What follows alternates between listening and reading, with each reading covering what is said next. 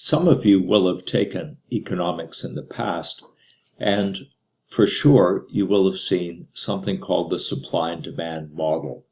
So it's a specific model of a market that we're not going to look at in this course. So I thought I'd give you just a brief explanation of why we're not going to pay any attention to it. For those of you who have not studied economics in the past, just skip this video. It won't mean anything to you.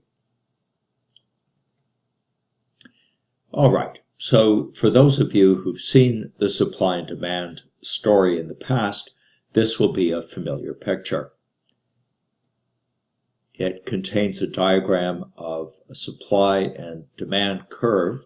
Here's our demand curve, and here's our supply curve, and the product that we're talking about are cups of coffee being sold each week in a market for various possible prices. So the demand curve here tells us the total amount that all of the customers in the market would like to buy from all of the possible sellers in the market at these different possible prices. So, for example, it's saying that at a price of $1.10 per cup of coffee, it looks like there would be about 600 cups of coffee demanded.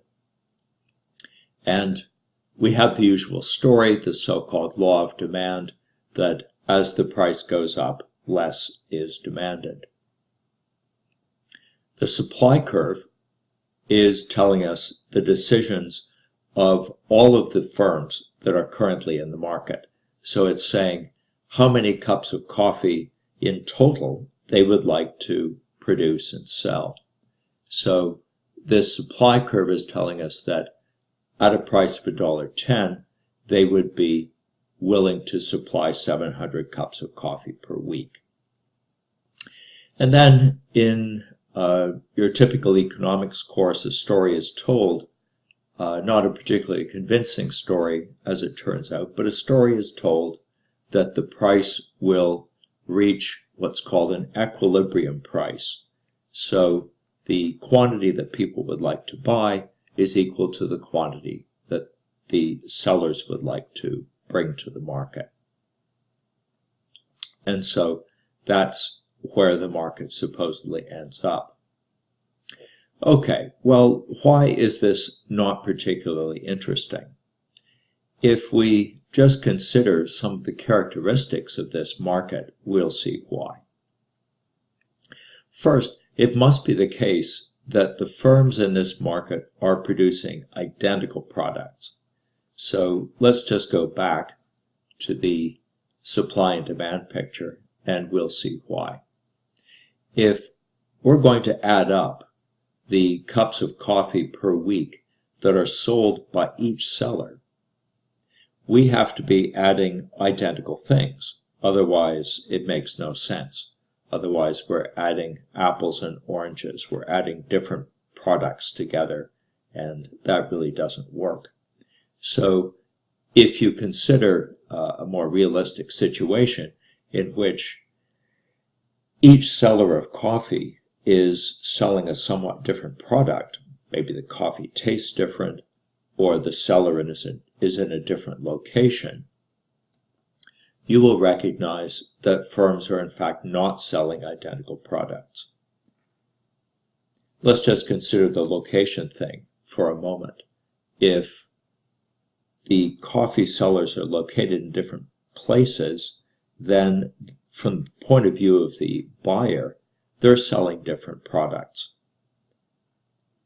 A coffee seller that is closer to you is selling a more attractive product than a coffee seller who's selling coffee that tastes just the same but is much further away.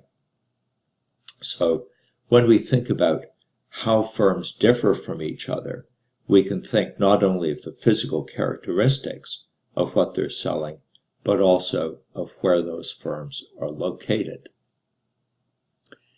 Another feature of that supply and demand model is that there's just a single market price. So everybody sells their coffee for exactly the same price. So in that kind of situation, no seller has any control over the price. Everybody has to sell for the same price. So what that really means is that if somebody tries to sell a cup of coffee for even 1 cent more than anybody else, nobody will buy from them. Now, that really is not very believable. If you go out and look at prices of things in the real world, prices of even identical products differ from one place to another. Well, how can such a strange market exist?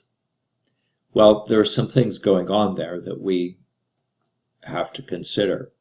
If you have a situation where you've got a very large number of firms, and all of those firms are small in some sense, you don't have any big firm that has power over the price. So you've got a situation where everybody has to accept the market price and nobody has any control over it. As well, if you're going to have just a single market price, then it must be the case that there's perfect information in that market. In other words, the buyers know the quality of the coffee that every seller is selling. In this case, they're all the same. And they also know the price that's being charged by every seller.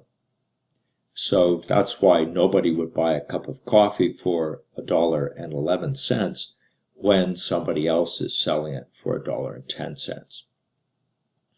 And because this model is completely ignoring issues of location, it's ignoring the idea that it takes time and effort to go from one seller to another, or it takes time and effort to figure out who's selling what for what price, then it's just setting aside all of these features of the real world that are actually important.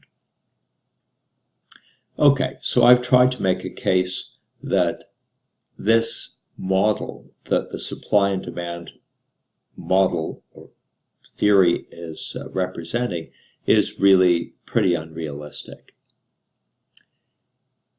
So what we're going to do in this course is think about markets that are more interesting. So they have characteristics that are going to be of use to us. So the kind of businesses we're going to be thinking about are producing products that are different from each other.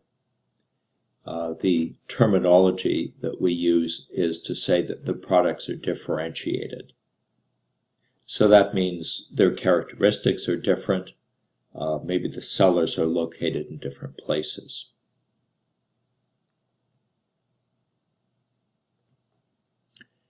In that kind of situation, firms have strategic choices.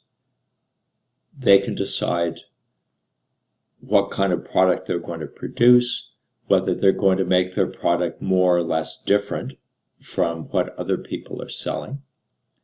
They can make choices about whether to invest in research and development to change their product further.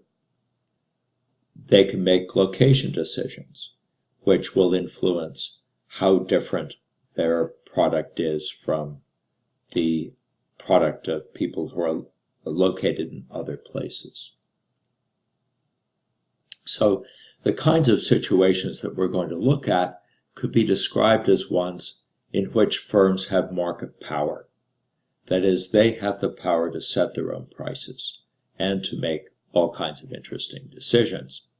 So those are the kinds of markets, those are the kinds of firms that we're going to consider in this course. So if you've seen the supply and demand model before, you can just forget about it.